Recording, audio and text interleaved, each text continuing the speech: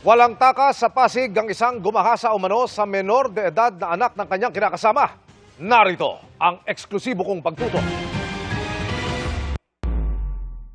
Ito ang huling litratong posted online ng suspect sa kanyang social media account.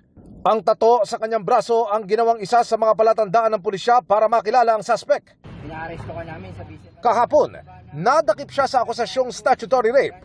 Wala na ang tato sa kanyang braso dahil henna o temporary tattoo lang daw iyon. Pero nakilala siya ng mga pulis dahil halos hindi raw nagbago ang itsura ng suspect. Ito po yung suspect ay todo deny na hindi niya ginawa yung pag-rape sa kanyang anak na babae.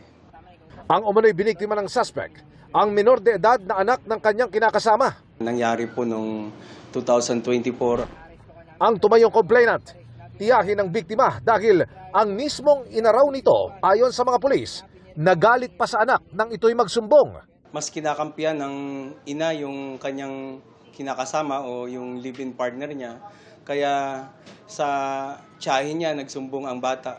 At dito po nalaman na ito pala ay na-rape na ng 3 pagkakataon. Patuloy namin sinusubok na makuha ng panig ang suspect.